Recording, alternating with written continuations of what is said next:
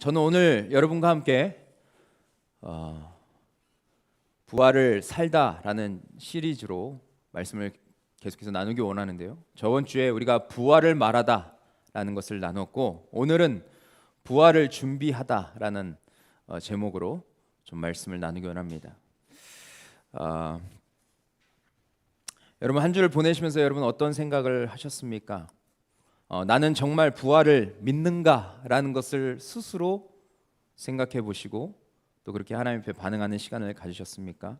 아니면 부활은 그냥 기독교 교리로만 받아들여지는 것이지 나는 아직도 부활을 역사적인 사실이라고 그렇게 믿어지지 않는다라고 말하는 분들도 계실 겁니다.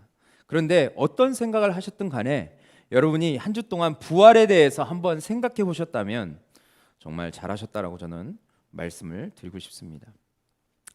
저는 오늘도 계속해서 부활에 대한 이야기를 좀 나누기를 원하는데요. 여러분들은 이 부활이라는 단어가 언제부터 시작됐다라고 그렇게 알고 계십니까? 세계 모든 종교 중에 부활은 처음부터 오직 성경만이 강조했던 단어였습니다. 다른 고대 신화에도 더러 부활이라는 이야기가 있습니다. 하지만 부활, 예수님의 부활 이전에는 부활이라는 단어를 사용하지 않았어요. 모든 고대 신화나 다른 종교에서 부활에 대한 기록은 AD 4세기 이후 예수님이 십자가에 죽고 부활하시는 시간에 훨씬 뒤에 그 부활이라는 것을 사용하기 시작했습니다. 그러니까 우리가 주장하는 이 부활의 교리가 얼마나 놀라운 것인지 우리는 그것을 깨달을 필요가 있는 것이죠. 이처럼 부활은 기독교의 핵심이고 또 기독교 신앙의 심장이라고, 가르침의 심장이라고 이야기를 해도 타당한 이야기입니다. 그런데 오늘 본문에서 여러분 이 부활에 대해서 언급한 사람들이 등장하는데, 예수님은 본문 위에서 바리새인과 세금에 대해서 이야기를 나눕니다. 바리새인들은 이 문제를 가지고 예수님을 좀 당황케 하려고 했던 것 같습니다. 그런데 주님이 그것에 대해서 지혜를 풀어주시자 그들은 놀라서 자리를 떠납니다. 그런데 일이 있고 난 다음 얼마 되지 않아서 또 다른 부류가 예수님께 찾아옵니다. 그리고 그들은 성경에서 뭐라고 얘기하면 그들은 바로 사두개인이다라고 말하는데, 이들은 어떤 사람들인가? 이들은 솔로몬 당시 제사장 사독의 후예들입니다. 그러니까 제사장 가문의 사람들입니다. 또한 예수님 당시에는 부유한 귀족층들과 더불어서 그 성전을 관할하는 역할을 했습니다. 그러니까 그 당시 성전에서 엄청나게 장사를 하고 그래서 이윤을 남겼는데 그 중에서 많은 돈을 이들이 취했죠. 그러니까 얼마나 부유했겠습니까? 또 그들은 엄청난 권력을 가지고 있었습니다. 그런데 이들의 특징 중에 하나는 무엇이냐면, 저 밑에도 나와 있지만 이들은 천사, 육체의 부활, 또 영원 불멸, 또 사후 상급과 형벌, 메시아 사상에 대한 모든 것은 부인하고 받아들이지 않았던 사람들이었습니다. 그런데 사두개인들이 지금 예수님께 질문을 합니다. 뭐라고 질문하냐면, 모든 유대인들이 존경하는 모세에 의하면 형과 형수가 살다가 형이 자식이 없이 죽으면 동생이 그 형수와 결혼하는 수혼법이 있지 않습니까? 라고 말해요. 그러면서 이 법에 의하면 형이 죽고 형수만 남으면 동생이 형수를 취하여 자식을 낳아야 한다라고 그렇게 말하고 있어요. 그런데 만약 형제들이 7인데 형제들이 다 일찍 죽어서 형수가 7명의 아내로 살다가 형수까지 죽게 되면 만약에 부활할 때 그 형수는 누구의 부인이 되는 겁니까? 이런 질문을 했습니다. 여러분, 이 질문을 던지는 이 사두개인들은 소위 지식층이라고 하는데, 여러분들 이들을 어떻게 평가하고 싶으신가요? 참 어리석다. 사람을 봐가면서 질문을 해야지 감히 예수님께? 우리는 그렇게 생각할 수 있습니다. 근데 이들은 아마 그러한 질문을 통해서 주님을 좀 당황케 하려고 했던 것 같습니다. 근데 주님은 그들의 마음을 이미 다 알고 계셨어요. 그런데 여러분, 주님이 무엇을 알고 계셨습니까? 그들이 하나님의 말씀에 대해서, 특별히 하나님 나라에 대해서 믿지 않는 자들임을 주님은 아셨어요. 그래서 그들에게 뭐라고 얘기합니까? 이렇게 말합니다. 29절 보시면 예수께서 대답하여 이르시되 너희가 성경도 하나님의 능력도 알지 못하는 거로 뭐 했다고 했습니까? 오해했다라고 그렇게 말씀하십니다. 지금 이들의 문제는 성경을 가르치는 직책을 맡고 있으면서도 성경을 믿지 않았어요. 그들은 오직 구약의 토라라고 이야기하는데, 토라는 모세오경을 이야기합니다. 그 모세오경을 믿고 그것이 전부라고 생각을 했습니다. 그래서 하나님께서 모세오경 이후에 역사서, 시가서, 또 선지서를 통해서 말씀하신 그 내용들을 받아들이지 않고 있음을 우리는 보게 되는 거죠. 하나님께서 모든 사람을 구원하시기 위해서 그들이 믿는 아브라함의 자손을 통해서, 또한 유다 지파를 통해서, 또한 다윗의 씨를 통해서 메시아를, 구원자를 보내주시겠다라고 말씀하셨는데, 그들은 전혀 다른 그런 메시아상을 가지고 있었습니다. 그렇기 때문에 예수님께서 이 땅에 오셔서 선포하신 내용에 관심을 갖고 그것을 준비시켜야 하는 사람들이 지금 무엇을 해야 할지 몰라서 혼란스러워하고 있는 모습을 보게 되죠. 그런데 얼마 전에 예수님께서 그들에게 뭐라고 얘기하셨습니까? 바리새인, 종교 지도자들에게 뭐라고 얘기하셨냐면, 마태복음 12장 38절부터 40절에 서기관들과 바리새인 중 몇 사람이 표적을 보여달라고 할 때, 제가 표적을 보여주면 정말 당신을 믿겠습니다라고 말하는 그 종교 지도자들에게 예수님께서 39절에 이렇게 말씀하셨어요. 예수께서 대답하여 이르시되 악하고 음란한 세대가 표적을 구하나 선지자 요나의 표적밖에는 보일 표적이 없다라고 말씀하십니다. 그렇습니다. 예수님께서 종교 지도자들에게 이렇게 말씀하시죠. 지금으로 말하자면 하나님께서 부르시고 세우신 그런 목회자나 리더들이나 그런 그룹을 향해서 주님이 말씀하시는 것이 아니겠습니까? 내가 너희에게 보일 표적은 요나의 표적밖에 없다. 우리가 잘 아는 것처럼 요나가 물고기 뱃속에 사흘 동안 있다가 그가 살아난 것처럼 예수님이 땅속에 있다가 다시 살아날 것, 이것이 너희에게 보일 완벽한 표적이다 라고 말씀하셨죠. 그런데 지금 이 사두개인들은 그 말을 이해할 수도 없고 받아들일 수도 없었습니다. 왜냐하면 그들의 눈이 여전히 닫혀 있었기 때문에 그렇죠. 근데 여러분, 지금 사두개인 이들만 그렇습니까? 지금 우리는 괜찮습니까? 우리는 주님의 말씀을 하시는 그것을 우리는 잘 이해하고 그것을 잘 받아들이고 주님이 우리에게 보여주신 그 표적을 기억하면서 우리는 그 표대를 향해서 달려가는 그런 삶을 살고 있습니까? 정말 부활이 그냥 헛된 것이 아니라, 허구가 아니라 그것이 장차 우리에게 이루어질 일임을 믿고 여러분 그렇게 신앙생활하고 계십니까? 저희는 저번 주에도 부활이 얼마나 위대한 것인가, 또 그 부활을 목격했던 목격자들에 대해서 함께 나눴습니다. 그리고 그것을 봤던 수많은 증인들이 있었을 뿐만 아니라 지금도 이스라엘 예루살렘에 가면 많은 흔적들이 남아 있습니다. 역사학자들은 하나같이 말하죠. 부활의 증거로 5가지, 더 많이 있지만 최소 5가지를 꼽자면 이런 것을 이야기할 수 있는 것이죠. 예루살렘에 부활이 전해졌다라는 것입니다. 예루살렘이 어떤 곳입니까? 예수님을 핍박하고 조롱하고 십자가에 못 박았던 사람들이 있던 그곳에서 부활이라는 이 놀라운 소식이 전해졌다라는 거예요. 두 번째는 초대교회 성도들이 기독교의 창시자인 예수님의 무덤에 대해서 관심이 없다라는 것입니다. 지금도 그들은 관심이 없습니다. 왜냐하면 예수님이 무덤에 갇혀 계신 분이 아니라 부활하신 분이시기 때문에 그렇죠. 세 번째는 저번 주에도 말씀드린 것처럼 여성이 첫 번째 목격자라는 것입니다. 당시의 문화로는 여성이 첫 목격자라는 것은 매우 불리한 이야기였어요. 그럼에도 불구하고 성경은 여성이 첫 번째 목격자라는 것은 이것이 역사적으로 사실임을, 제대로 된 사건을 기록하였음을 우리는 볼 수 있습니다. 네 번째는 무엇입니까? 예수님의 부활 소식 후에 제자들이 급변했습니다. 놀랍게 변화됐습니다. 그리고 그들이 하나같이 다 순교했어요. 그것은 무엇을 말하고 있습니까? 그들이 믿었던 예수님이 십자가에 못 박혀서 무덤에 갇혀서 끝난 존재가 아니라 그 무덤을 뚫고 일어서서 부활하신 분이라는 것을 말해주고 있는 것입니다. 다섯 번째는 부활이 아니고서는 기독교의 극적인 그런 태동과 급속한 성장을 설명할 수 없다는 것입니다. 그 예루살렘에 교회가 세워지고 1만 명이 넘는 교회로 갑자기 성장할 수 있었던 것은 예수님께서 부활하셨기 때문임을 말하는 거죠.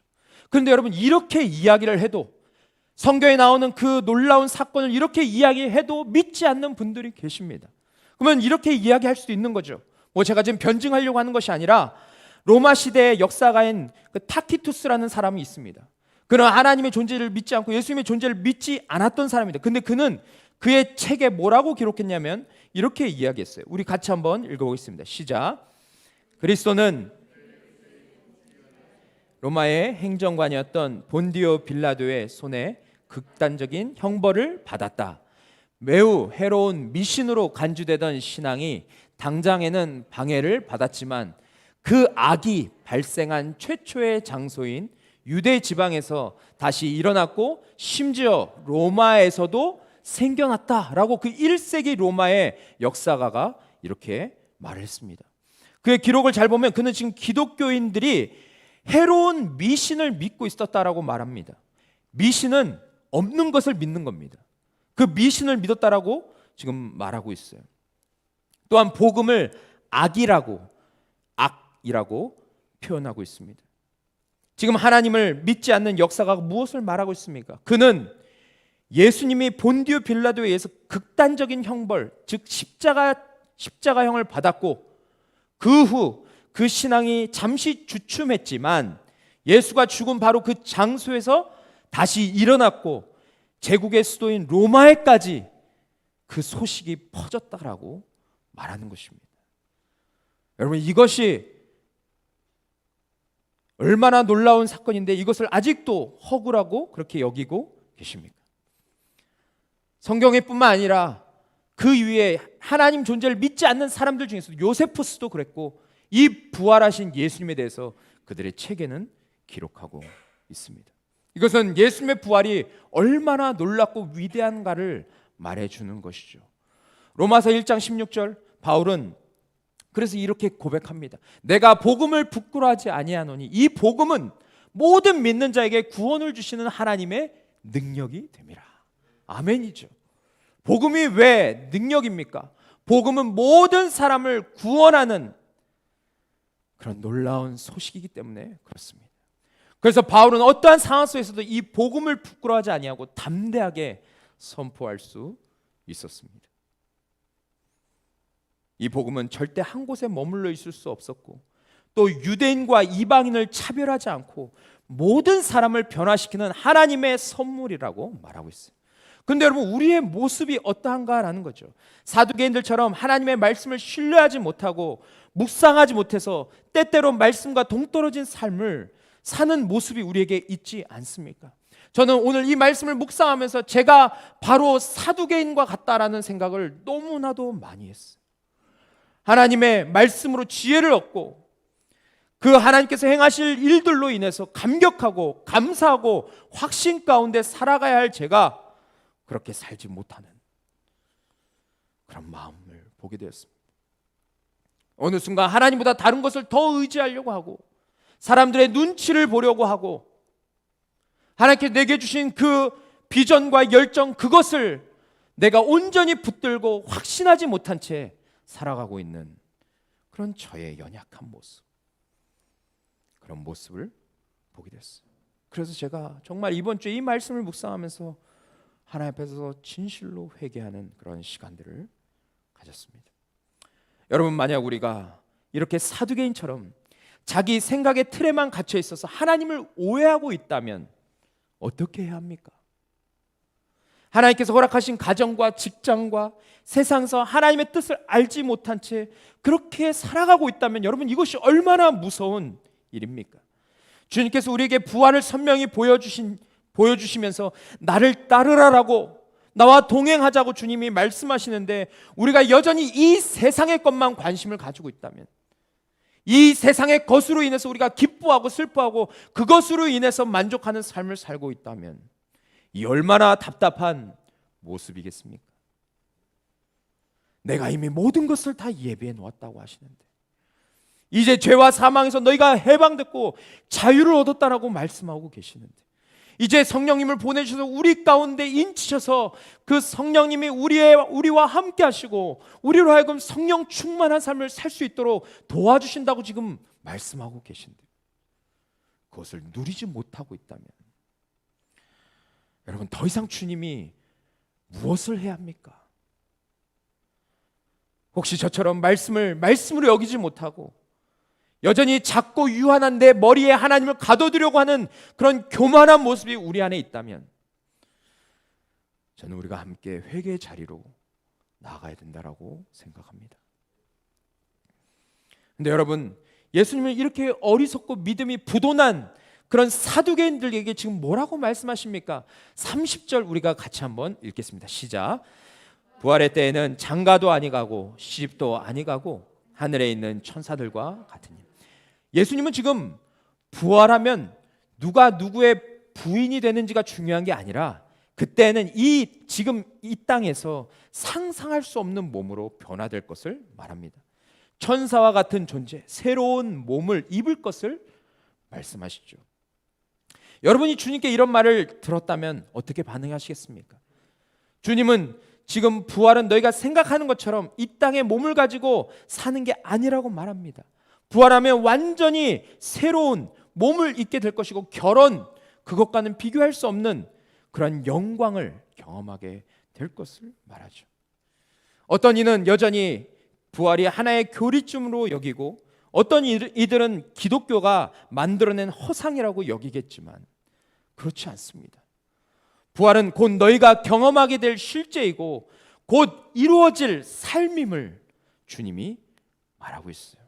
그러면서 예수님께서 무엇을 강조하고 계십니까? 31절 보시면 죽은 자의 부활을 논할진대 하나님이 너에게 말씀하신 바, 이렇게 말씀하시면서 구약의 말씀을 생각나게 하십니다. 구약의 말씀에서 무엇을 말하고 있습니까? 출애굽기 3장 6절입니다. 또 이르시되 나는 내 조상의 하나님이니 아브라함의 하나님, 이삭의 하나님, 야곱의 하나님이라 라는 이 말을 주님께서 생각나게 하세요. 그러면서 32절에 뭐라고 말씀하시냐면 나는 아브라함의 하나님, 이삭의 하나님, 야곱의 하나님이로라 하신 것을 읽어보지 못하였느냐 라는 부분을 주님께서 강조하고 계십니다. 여러분 지금 예수님께서 왜 구약을 인용하셨을까요? 그들이 즐겨 묵상하는 부분이라서 그랬을까요? 아니면 그들이 모세 오경만을 믿기 때문에 그랬을까요? 아닙니다. 그들이 하나님을 제대로 알기 위해서는 지금 이 말씀을 깨달아야 하기 때문에 주님은 이 말씀을 지금 인용하고 계십니다. 그들이 하나님과 예수님을 알고 더 나아가서 예수 그리스도의 성육신과 그분의 십자가와 그분의 부활과 승천, 또 이 땅에 다시 오실 그날, 또 다시 오셔서 이 땅을 완전히 회복하실 것을 기대하려면 이 말씀을 깨달아야 하기 때문에 주님은 이 말씀을 지금 인용하고 계신 것입니다. 그러면 어떤 부분을 통해서 그들은 깨달아야 합니까? 지금 예수님은 여기서 하나님이 누구의 하나님이라고 말하고 계신가요? 바로 아브라함, 이삭, 야곱의 하나님이라고 말하고 있어요. 우리는 창세기에서 이 세 사람의 이름을 자주 거론하는 것을 우리는 보고 들었습니다. 그렇죠? 이 세 족장의 이름을 언급할 때 하나님이 이 세 족장의 이름을 언급할 때 언제 언급합니까? 주로 하나님이 그들과 약속하신 것은 변함없고 내가 그 약속을 반드시 이루겠다라고 할 때 하나님은 이 세 사람의 이름을 언급하십니다. 좀 어려운 말로 하자면 영존하신 언약의 하나님이라고 말하는데 하나님의 약속은 영원히 변함없다라는 것을 말할 때 아브라함과 이삭과 야곱 이름을 거론하십니다. 그러니까 하나님은 아브라함과 이삭과 야곱에게 약속하신 바를 이루시기 위해서라도 어떻게 하셔야 합니까? 그들을 하나님의 때에 부활시켜야 합니다.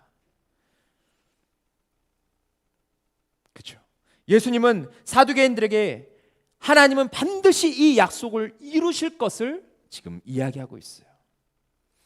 여러분, 하나님께서 이 약속을 지키실 수 있다고 여러분은 믿으십니까?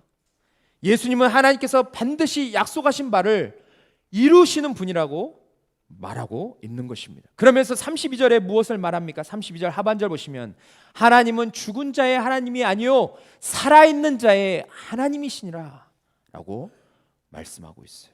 이 말씀이 여러분 무엇을 의미한다고 생각하십니까? 저는 오랜 시간 이 말씀을 묵상했습니다. 이 말은 하나님이 봤을 때 이 땅에 이미 땅에 묻힌 자들도 하나님이 봤을 땐 살아있는 자로 여긴다는 말이 아니겠습니까? 이미 살아있을 때 하나님의 백성이 된 자들, 예수 그리스도를 영접한 자들, 그런 자들은 죽어있지만 그들은 하나님 보실 때 살아있는 자라고 말씀하시는 부분이 아닐까라는 생각이 들었습니다. 또한 예수 그리스도를 믿어 영원한 생명을 얻은 자는 죽은 자들이 아니라 자고 있다라는 그런 의미가 아닐까. 저는 이것을 말씀을 보면서 좀 생각이 됐어요. 마가복음 5장에 보면 야이로라는 회당장에 등장하는데 그 회당장의 딸이 죽어간다는 것을 예수님께 그가 와서 이야기합니다. 그때 예수님께서 가던 길을 바꿔서 그의 집으로 가시죠. 그런데 가던 길에 하인들로부터 어떤 소식을 듣게 됩니까? 그 딸이 이미 죽었다라는 말을 듣게 됩니다. 사람들은 이미 죽었기 때문에 예수님도 필요 없다라고 말하죠. 하지만 예수님께서는 절망과 좌절 가운데 있는 그에게 뭐라고 지금 말하냐면 5장 36절 보시면 두려워하지 말고 믿기만 하라 라고 주님이 말씀하셨어요. 사람들은 정말 지금 두려운 상황 가운데 있습니다. 저 아이가 이제 죽고 끝났다라고 생각했고 정말 그 장례식장이 얼마나 침울했겠습니까? 그런데 예수님께서 그에게 두려워하지 말고 나를 믿으라는 것을 말씀하셨어요. 그러면서 기가 막힌 말을 이어서 하십니다. 뭐라고 말씀하시냐면 39절 보시면 들어가서 그들에게 이르시되 너희가 어찌하여 떠들며 우느냐 이 아이가 죽은 것이 아니라 잔다 하시니 라고 말했어요. 분명히 그 딸은 죽었습니다. 숨이 멈췄습니다. 몸이 차가워졌어요. 아무리 흔들어 깨워도 깨어나지 않고 손은 축 처져서 온몸에 생기가 느껴지지 않습니다. 그런데 예수님은 그 딸이 지금 뭐 한다고 말하고 있습니까? 잔다고 말씀하세요. 여러분, 하나님이 우리를 보실 때도 마찬가지 아니겠습니까? 우리가 우리의 몸이 땅에 묻혀 있다고 해서 죽은 것이 아니라는 것입니다. 예수 그리스도로 인해서 새로운 피조물이 되었고 영생을 얻은 자는 죽은 게 아니라 잠시 자고 있는 것입니다.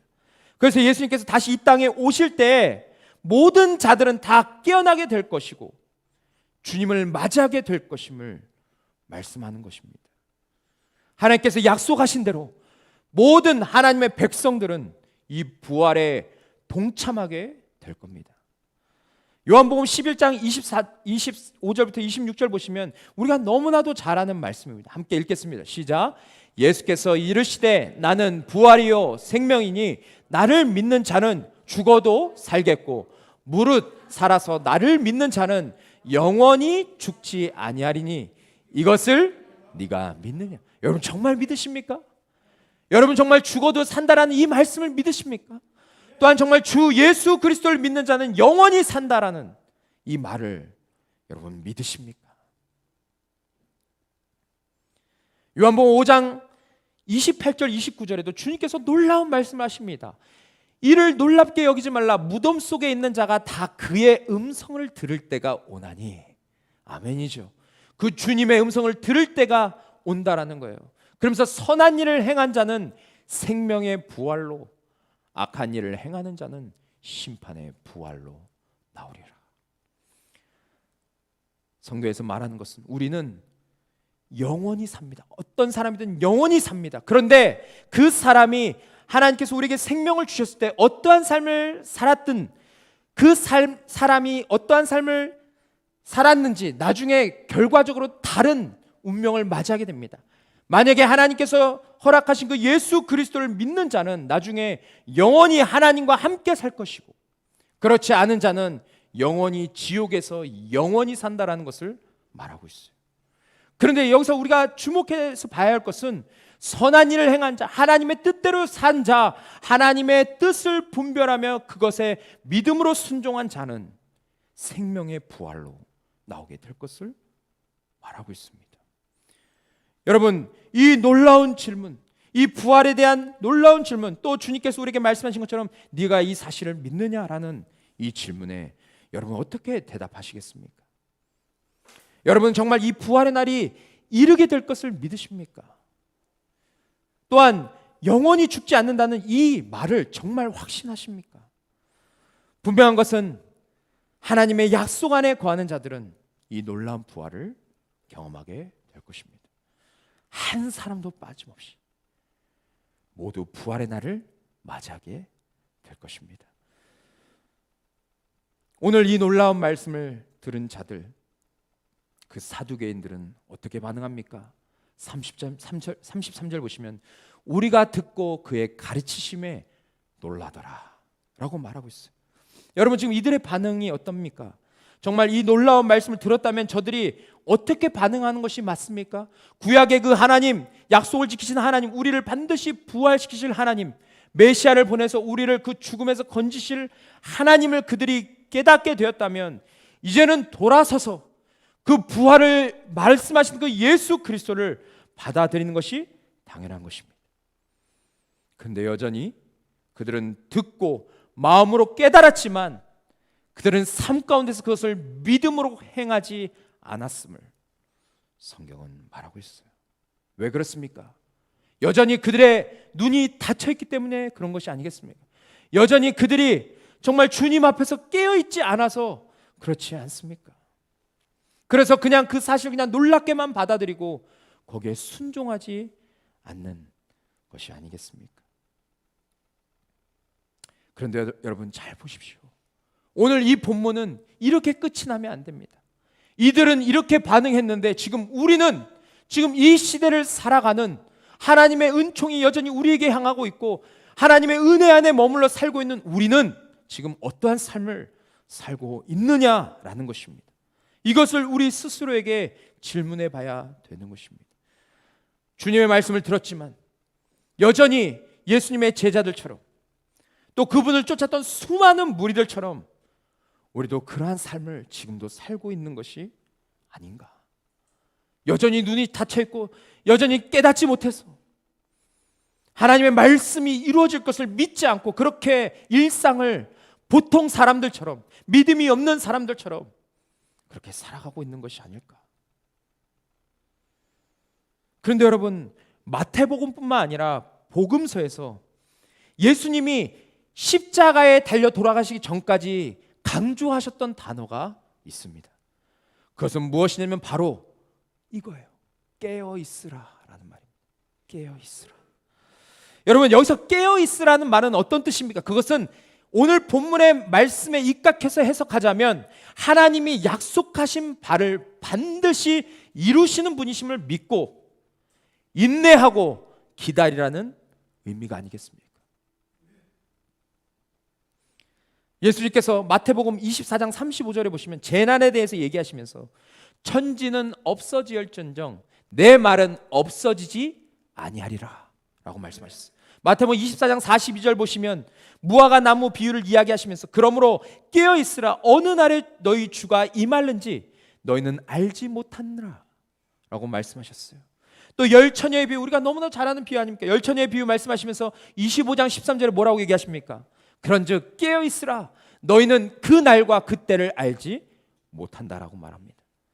또한 베드로가 부인할 것을 말씀하시면서 26절 32절에 그러나 내가 살아난 후에 너희보다 먼저 내가 갈릴리로 가리라. 내가 죽고 난 다음에 끝이 아니라 부활해서 내가 먼저 갈릴리로 갈 것이다. 주님께서 분명하게 얘기해 주셨어요. 또한 34절에 보시면 예수님께서 이르시되 내가 진실로 내게 이르노니 오늘 밤 닭 울기 전에 네가 3번 나를 부인하리라. 주님의 말씀하신 대로 그렇게 베드로가 3번 부인하게 되었습니다. 겟세마네 동산에서 기도하고 내려오시면서 예수님께서 26장 40절에 보시면 우리 이 부분을 좀 같이 읽었으면 좋겠습니다. 시작. 제자들에게 오사 그 자는 것을 보시고 베드로에게 말씀하시되 너희가 나와 함께 1시간도 이렇게 깨어 있을 수 없더냐.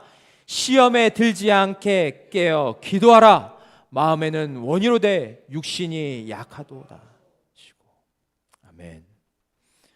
예수님은 십자가의 고난과 그 후에 있을 부활을 바라보시면서 주님은 늘 깨어 계셨음을 우리는 성경을 통해서 보게 됩니다.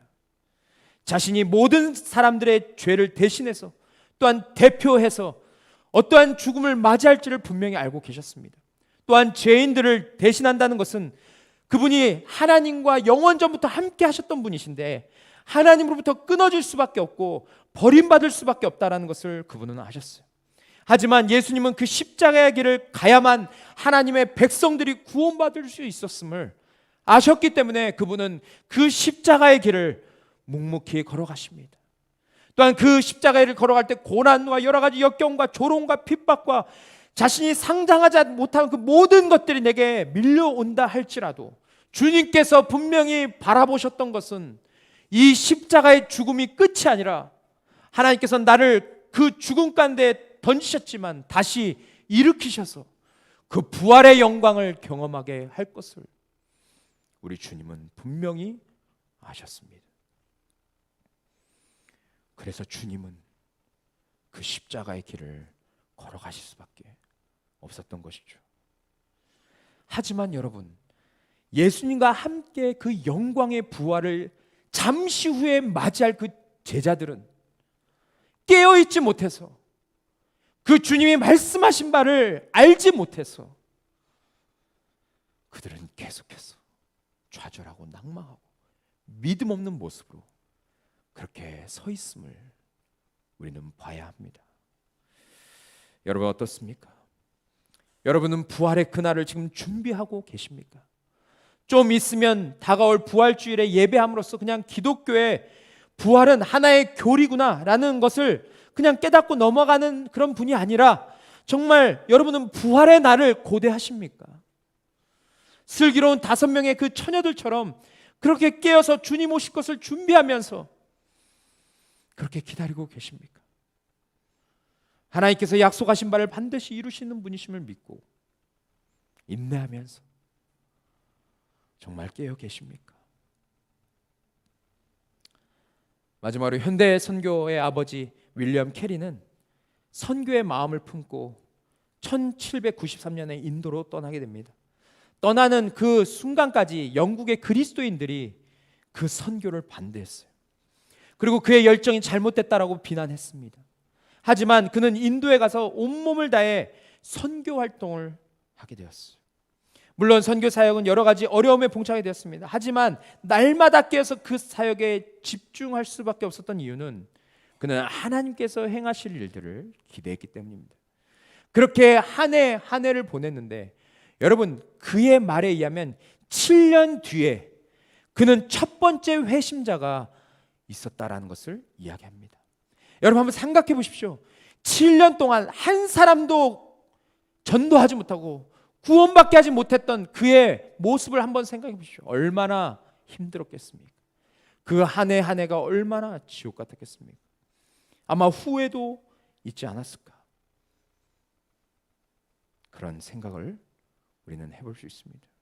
그런데 그는 그 한 영을 얻고 난 그 기쁨, 그리고 그의 눈앞에 여러 가지 어려움들이 계속해서 산재되어 있었지만 그는 그것을 이길 수밖에 없었던 이유, 그가 마지막까지 하나님께서 그에게 맡기신 그 선교의 사명을 끝까지 감당할 수 있었던 이유를 그는 그의 삶에서 이렇게 이야기합니다.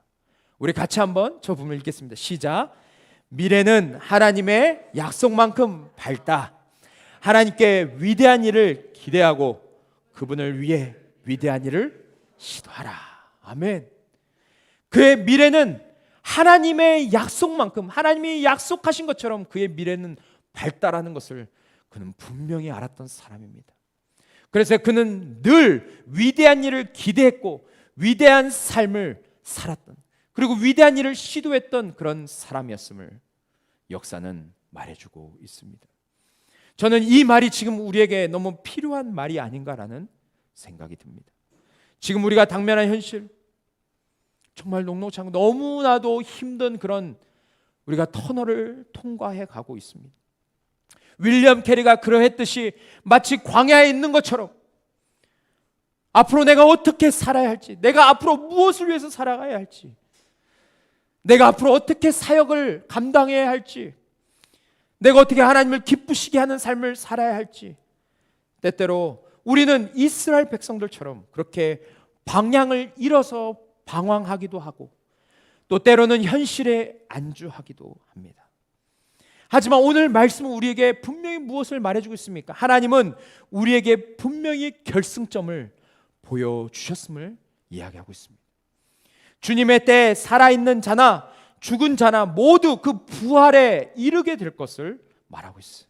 또한 하나님은 그 약속하신 바를 반드시 이루시는 분임을 우리는 함께 나눴습니다. 오늘 우리가 이 말씀을 붙든다면, 여러분, 이 진리 하나를 우리 마음에 새긴다면 우리의 삶에 어떤 변화가 일어나겠습니까?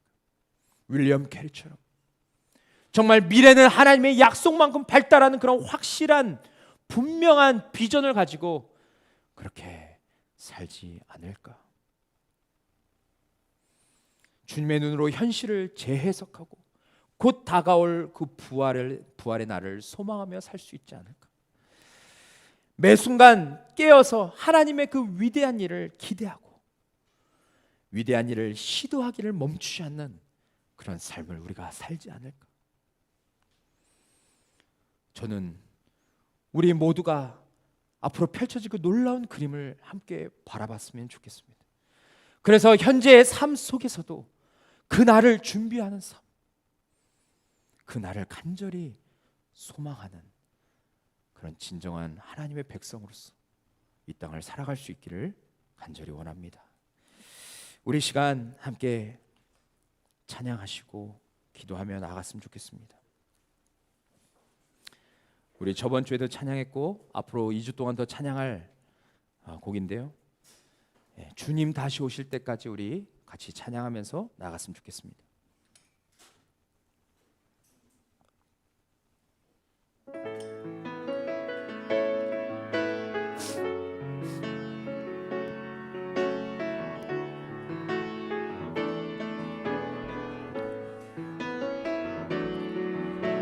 주님 다시 오실 때까지 나는 이 길을 가리라.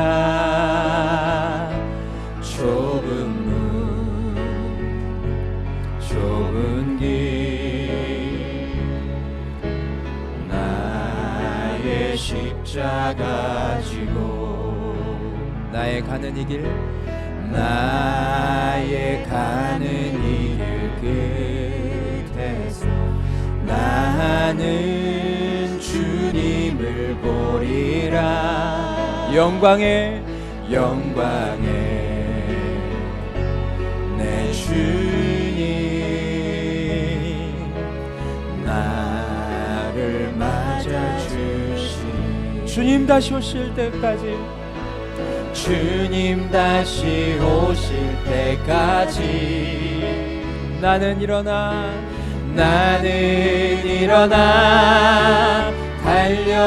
달려가리라. 주의 영광 온 땅 덮을 때 나는 일어나 노래하리. 나는 일어나 노래하리. 내 사모하는 주님 온 세상 부주시라. 내 사모하는 주님 영광의 왕이시라. 내 사모하는 주님, 내 사모하는 주님 온 세상 세상 그주시라. 내 사모하는 주님, 영광의 왕이. 함께 고백합시다. 마라나타 마라나타 마라나타. 아멘. 주 예수여 오시옵소서. 마라나타 마라나타. 아멘. 주 예수여 오시오. 마라나타 마라나타 마라나타 마라나타. 아멘. 주 예수여 오시옵소서. 마라나타 마라나타. 아멘. 주 예수여. 다시 한번 우리 확신을 가지고 찬양합시다. 마라나타 마라나타 마라나타 마라나타. 주님 속히 오시옵소서. 오시옵소서. 마라나타 마라나타. 아멘. 주 예수여 오시옵소서. 아멘. 우리 시간 함께 기도하며 나갔으면 좋겠습니다. 주님, 오늘 말씀을 나누면서 주님, 우리가 이 시대의 사두개인임을 다시 한번 알게 해주셔서 감사합니다. 예수님을 안다고 말하지만, 하나님이 살아계시다고 말하지만, 성경이 진리라고 말하지만, 성경에 오류가 하나도 없는 것을 말하지만, 주님, 제가 정말 주님이 말씀하신 그 진리를 온전히 믿지 않고 확신하지 않고 살았던 저의 삶을 주님 회개합니다. 주님은 우리에게 그 부활에 대해서 말씀하시고, 실제로 십자가에 2000년 전에 죽으시고 부활하사 자신이 누구신지를 온 세상 가운데 드러내셨음에도 불구하고, 하나님, 우리가 사두개인들처럼 정말 주님의 부활을 확신하지 못하고 믿지 못하고 그렇게 우리가 현실을 살아가고 있다면, 하나님, 우리의 생각과 우리의 마음이 변화될 수 있도록 도와주시옵소서. 다시 한번 부활에 대한 확신을 갖게 하여 주시옵소서. 주님께서 네가 이 부활을 믿느냐라고 말씀하실 때, 아멘 주님, 제가 믿습니다라고 그렇게 선포할 수 있는 그런 믿음의 사람들이 될 수 있도록 하나님, 우리를 인도하여 주시옵소서. 다시 한번 그 부활의 신앙을 회복할 수 있도록 주님께서 도와달라고 우리 간절히 기도하며 나아가겠습니다. 하나님, 감사합니다. 하나님, 오늘 우리에게 하나님 부활을 준비하라라는 제목으로 하나님, 오늘 마태복음 22장의 말씀을 나눌 수 있도록 도와주셔서 감사합니다. 하나님, 이 진리의 말씀이 하나도 땅에 떨어지지 않기를 주님 간절히 원합니다. 하나님은 예수 그리스도의 십자가와 부활을 갑작스럽게 준비하신 것이 아니라 이미 오래전부터, 인간이 죄를 짓고 난 다음부터 주님은 여자의 후손으로 내가 메시아를 준비하겠노라 말씀하셨고, 아브라함을 그 우상의 집에서 건져내셔서 그 아브라함의 후손을 통해서 내가 너에게 참된 복을 주겠다고 말씀하시면서, 이삭, 야곱, 또 유다의 지파를 통하여서, 또한 정말 다윗의 씨를 통하여서 메시아를 주겠다고 말씀하셨고, 그것을 예수님께서 이 땅에 오심으로 실제로 그것을 우리에게 보여주시고 그 놀라운 일을 이루셨음을 오늘 우리가 함께 말씀을 통해서 나누었습니다. 하나님은 아브라함의 하나님이요, 이삭의 하나님이요, 야곱의 하나님이십니다. 하나님은 그들에게 약속하신 바를 결코 잊지 않으시고 지금도 그 약속을 이루어 가시는 하나님이심을 우리가 믿습니다. 하나님, 예수님을 십자가에 죽으시고 부활시키시고 또한 우리에게 성령님을 보내주시고 정말 주님 다시 이 땅에 재림하실 것을 말씀하셨는데, 주님 그 놀라운 일들도 하나님께서 신실하게 이루실 것을 우리는 믿습니다. 하나님, 우리가 다시 한번 부활을 제대로 볼 수 있도록 도와주시옵소서. 주님이 말씀하신 그 부활을 우리가 선명하게 보고 우리가 그것을 마음에 온전히 믿을 수 있고 또한 정말 온전한 확신을 가지고 주님 앞에 반응할 수 있도록 주님 역사하여 주시옵소서. 주님, 그 사두개인들은 이 놀라운 소식을 알았지만 그들이 듣고 그 사실에 그냥 놀랐을 뿐 거기에 반응하지 않고 거기에 믿음을 발휘하지 않고 정말 주님 앞에 엎드려지지 않고 순종하지 않았던 그 사두개인의 모습을 보면서 정말 우리 자신의 모습을 다시 한번 돌아봅니다. 우리가 얼마나 교만하고 얼마나 우리가 하나님 앞에서 원수된 삶을 살고 있는지, 하나님을 믿는다고 말하지만 여전히 하나님께서 우리에게 약속하신 바를 신뢰하지 않고 여전히 내 생각과 내 경험의 틀에 갇혀서 하나님을 판단하고 하나님을 이용하려고 하는 그런 완악한 모습이 우리에게 얼마나 많이 있는지 하나님 다시 한번 깨닫게 해주셔서 감사합니다. 하나님, 이 시간 우리 안에 진정한 회개가 있게 하여 주시옵소서. 우리의 가슴을 치며 주님 앞에 엎드려져 통곡하는 자리가 되게 하여 주시옵소서. 하나님을 믿는다 말하지만 아무런 감흥 없이 그렇게 살아가는 그리스도인으로 살았다면 주님 앞에 엎드려서 정말 이제는 내가 과거와 같은 삶을 살지 않고 그 삶을 반복하지 않고 이제는 정말 부활하신 주님, 부활의 증인으로서 제가 살아가겠습니다. 부활하신 주님을 만났던 그 제자들처럼 입을 벌려서 날마다 예수 그리스도를 전하고 선포하고 그 주님이 우리에게 말씀하신 그 참된 사랑, 내가 죽기까지 너희를 사랑한 것처럼 너희가 형제 자매를 사랑하라고 하신 그 말씀에 순종하여서 하나님, 우리가 형제 자매를 사랑하고 우리 주변에 있는 사람들을 사랑하는 그런 삶의 자리까지 우리가 나아가기를 주님 간절히 원합니다. 하나님, 인도하여 주시옵소서.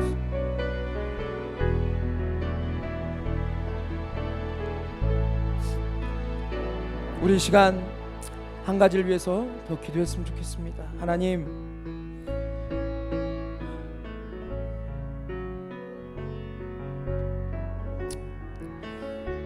우리 공동체 안에 우리가 동일한 믿음을 가지고 주님을 섬기기를 원합니다. 주님, 우리 옆에 있는 지체들을 정말 주님의 마음으로 사랑하고 주님의 마음으로 섬기고 주님께서 우리를 사랑하셨듯이 그렇게 사랑하며 서로 격려하며 세워가는 그런 공동체를 주님, 우리가 이 땅에서 보기 원합니다. 주님, 이 땅의 것에 우리의 마음을 빼앗기지 아니하고 우리가 그러한 완전한 사랑을 실천하고 실현할 수 있는 것은 우리가 우리의 삶의 끝자락인 그 부활을 우리가 선명하게 바라볼 때 주님, 우리가 그러한 사랑을 실천할 수 있음을 고백합니다. 주님, 우리에게 동일한 눈을 주시고 동일한 믿음을 주셔서 주님, 우리가 함께 아름다운 공동체를 세워갈 수 있도록 도와주시고 영혼들이 변화되고 영혼들이 구원받고 영혼들이 성장하는 것을 가장 기뻐하며 그것에 하나님께 영광 돌리는 그런 공동체로 우리가 성장해 갈 수 있도록 하나님, 우리 공동체를 불쌍히 여기시고 우리 공동체를 긍휼히 여겨 주시옵소서. 우리 나 자신을 통해서 하나님, 그 하나님의 원대한 뜻을 이루어 달라고 우리 좀 간절히 함께 다시 한번 기도하며 나갔으면 좋겠습니다. 하나님 아버지, 이 시간 다시 한번 기도하기 원하는 것은 하나님, 우리가 그 부활의 영광을 바라보면서 하나님, 우리가 이 땅에서 하나님께서 우리에게 맡기신 그런 사명들을 우리가 감당하기 원합니다. 특별히 하나님께서 우리에게 허락하신 귀한 공동체 지체 한 사람 한 사람을 주님의 마음으로 사랑하고 섬기며 그렇게 세워가는 그 아름다운 그 정말 신앙생활을 감당하기를 원합니다. 하나님 아버지, 우리 안에 정말 동일한 목표가 있습니까? 동일한 부르심이 있습니까? 동일한 믿음이 있습니까? 하나님, 정말 우리가 이 땅에 있는 것을 바라보는 자가 아니라 이 땅에 있는 것만 누리는 자들이 아니라 이 땅을 쫓는 자들이 아니라 우리가 하나님께서 말씀하신 그 영광스러운 부활을 바라보며 그곳으로 나아가는 자들이라면 하나님, 우리의 삶에 정말 주님께서 말씀하신 바를 온전히 실천하는 삶이 되게 하여 주시고 주님께서 말씀하신 것을 놓치지 않고 그것을 잘 감당하고 순종함으로 받아들이는 아버지, 그러한 믿음의 사람들이 될 수 있도록 하나님 역사하여 주시옵소서. 주님 곧 오십니다. 주님 곧 오셔서 우리의 삶을 주님께서 평가하시고 우리의 정말 선함과 우리의 잘못과 우리의 죄악을 주님께서 반드시 그것을 평가하실 것입니다. 하나님, 우리가 주님 오실 그날 마라나타 신앙으로 정말 그 날을 고대하게 하여 주시옵소서. 주님이 내일 우리를 부르실 수도 있고, 주님이 우리를 오늘 부르실 수도 있고, 주님이 올 한 해 사역만 감당하고 우리를 부르실 수도 있고, 주님께서 부르시면 우리는 언제든지 가야 하는 존재인데, 하나님, 우리가 주님께서 우리에게 가장 원하시는 것, 가장 우리가 정말 실천하기를 바라시는 그 사랑을 아버지 우리가 잘 감당할 수 있도록 도와주시옵소서.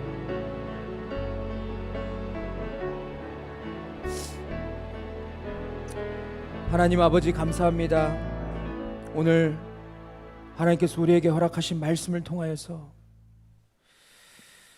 우리의 삶에 여러 가지 문제와 죄악된 모습들을 하나님 말씀을 통해서 보게 해 주시니 감사합니다. 우리는 어느새 정말 하나님 앞에서 나는 의롭고 나는 아무런 문제가 없고 나는 너무나도 잘한다라고 말했던 바리새인들과 사두개인들과 종교인들처럼, 종교 지도자들처럼 어느새 우리가 그런 삶을 살고 있지 않았나, 우리 자신을 다시 한번 돌아봅니다. 하나님, 이 말씀을 통해서 우리가 하나님을 찾고 유한한 우리의 머리에 가두려고 했던 그런 죄악들이 있다면 하나님 용서하여 주시고, 하나님, 우리가 하나님을 알지 못하면서 정말 모퉁이의 한 벽을 보면서 건물 전체를 보려고 하는 그런 자처럼 하나님을 제대로 알지 못한 채 그렇게 의심 가운데 그저 신앙생활을 하고 있는 자들이 있다면 하나님 그 눈을 열어주시고, 하나님 우리를 일깨워 주시고 깨워 주셔서 정말 살아계신 하나님이 어떠한 분이신지를 분명히 알 수 있도록 도와주십시오. 하나님은 아브라함의 하나님, 이삭의 하나님, 야곱의 하나님이라고 했습니다. 하나님은 그들에게 약속하신 바를 결코 잊지 않으시고 지금도 그 약속을 이루어 가시는 하나님이심을 우리가 보게 됩니다. 또 하나님은 그들과 약속하신 것을 위해서라도 정말 아브라함과 이삭과 야곱을 부활시키실 것이고, 지금 잠자는 수많은 영혼들과 또한 정말 장차 죽음에 처해야 할 우리도 하나님께서 그때에 부활시키실 것을 우리가 믿습니다. 그 하나님의 말씀에 대한 확신을 우리 안에 다시 한번 새겨주셔서 하나님, 우리가 이 땅을 살아갈 때 정말 이 땅을 바라보고 이 땅에 소망을 두고 썩어질 것을 붙들고 살아가는 자가 아니라 그 영원한 것을 바라보고 우리가 분명히 나아가야 할 그 목표 지점을 향해서 우리가 끝까지 함께 그 길을 걸어갈 수 있도록 주님 도와주시옵소서. 우리 공동체가 이 곳 가운데 세워지고, 하나님 이 정말 한국 땅에 수많은 교회들이 있지만 하나님께서 함께 세워가는 교회를 세우신 분명한 이유가 있는 줄 우리는 알고 있습니다. 하나님, 하나님께서 세우신 그 사명 우리가 마지막까지 잘 감당하는 그런 귀한 성도들이 되게 하시고, 또 우리가 입만 벌리면 그 부활하신 주님을 증거하는 그런 부활의 증인으로서 남은 여생을 살아갈 수 있도록 주님 도와주시옵소서. 하나님, 정말 다음 주에 또한 청청 예배가 있습니다.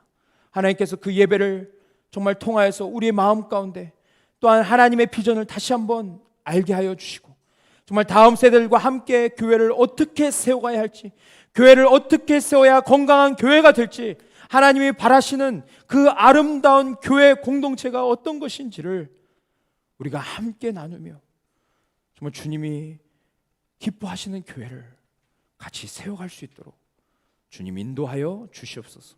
한 주 동안의 삶을 주님께서 붙들어 주시고 날마다 우리의 삶 가운데 동행해 주실 그 주님을 기대하며 우리 주 예수 그리스도의 이름 받들어 간절히 기도했습니다. 아멘.